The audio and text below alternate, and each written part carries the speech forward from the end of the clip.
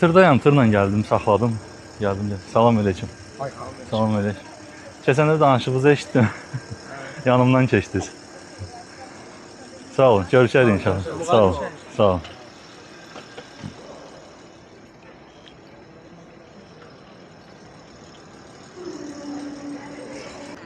Dayanmışdım, telefona baxırdım.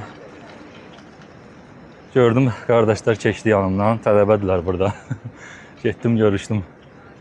Təsadüfən yanımdan keçirdilər.